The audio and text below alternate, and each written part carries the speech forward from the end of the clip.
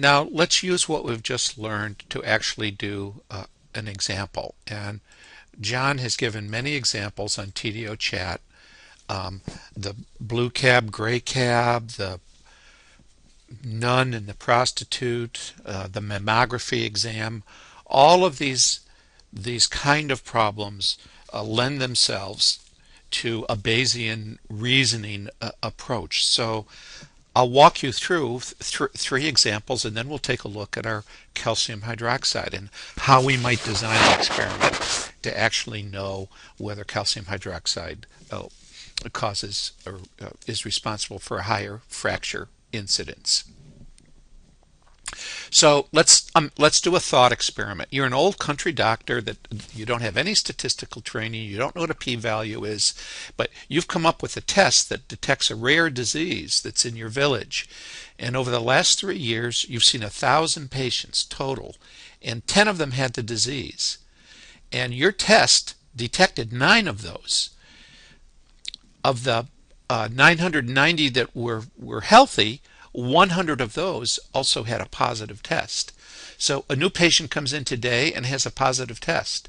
And what you want to know is, well, what is the probability that they have the disease? And this is the kind of thing that confronts us every single day in our office with the tests that we do. And it's one of the reasons that John Cotomy has maintained that we don't really understand tests and testing, because you can't understand it unless you use a Bayesian kind of reasoning, because these are problems that are called conditional probability. What is the probability of A given that you've had some other event happen? So let's go ahead and figure it out. It's very easy to figure this out, actually. There isn't any reason that 85% of physicians, dentists, and even statistics people get the wrong answer. So what do we have here? We have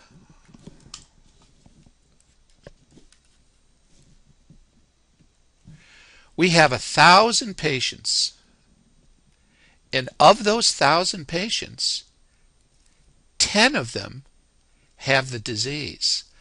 Of those 10 that have the disease, 9 of them were positive on your test. Only 1 of them didn't test positive. Let's draw a line between the healthy and the diseased people. These are diseased, this is healthy over here. How many patients are you left with? You're left with 990 healthy patients. And of those, 100 tested positive with your test. They didn't have the disease, but they tested positive.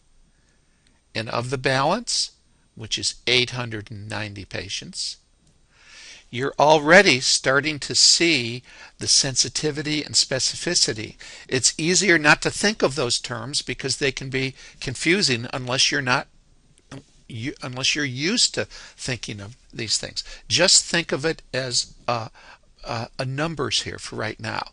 Now you want to know, this new patient comes in, they test positive for disease. What is the probability that they have the disease? It's very easy to figure this out. You don't really even need to remember Bayes' theorem to figure it out. You just use Bayesian reasoning. And the reasoning is the probability of an event of having the disease is equal to the number of events where it's true, 9 people had the disease and a positive test, over the total number of people with a positive test, which is 109. And what does that equal? That's 9 divided by 109 equals 8.25%. So this patient, they had a positive test. The chance of them having this disease is 8.25%. What did you do here? This is Bayes' theorem, actually. But you didn't have to remember a formula. You didn't have to know a prior probability, a post probability. You just reasoned it out with reason. So next we're going to go to another example. Well, let's try the standard mammography test and see if we can reason that out.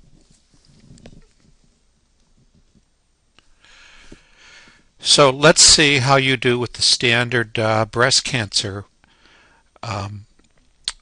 question. This is very similar to the prostitute and nun AIDS example, the green cab or blue cab, gray cab that John has mentioned many times on TDO.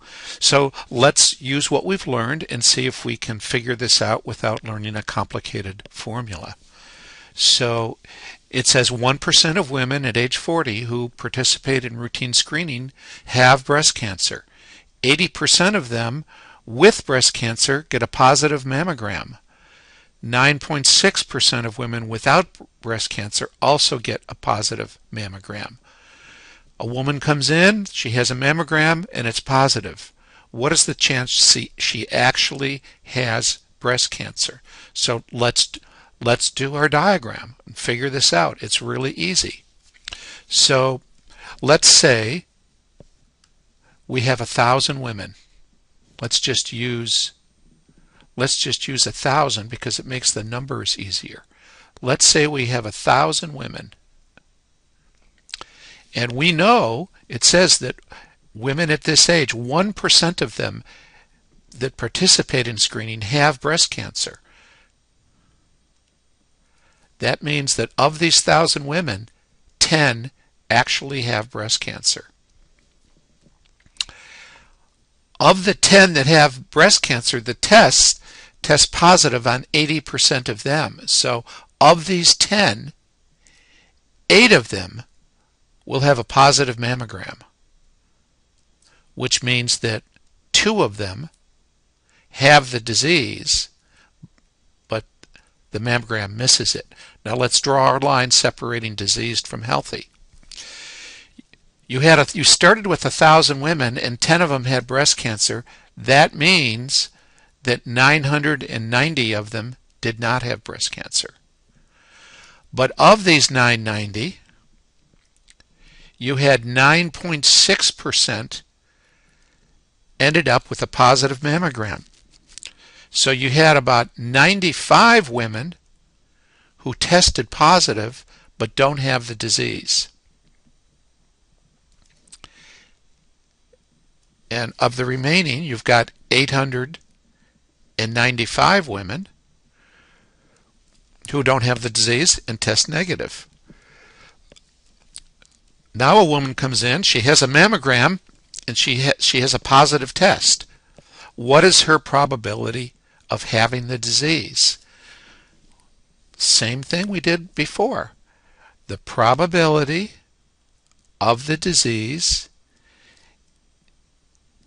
is the number of people who test positive that have the disease, 8, over all the positive tests, 8 plus 95. That equals 8 over 103.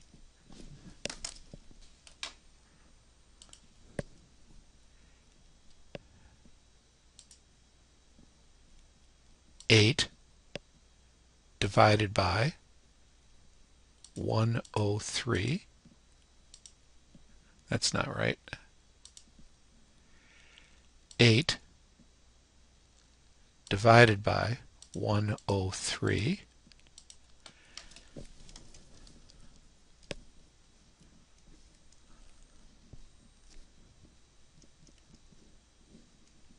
7.76%. Now, this is the one where almost all doctors tremendously overestimate the possibility that the woman has breast cancer because they're thinking about it in the way a frequentist would think about it. And the same thing, when you start thinking about this, think about this. The number of times that we'll do this example in a little bit with the calcium hydroxide, and you'll see how easy it is to be misled by the patients that you see that have a disease and test positive. It all really depends upon the numbers who don't have the disease.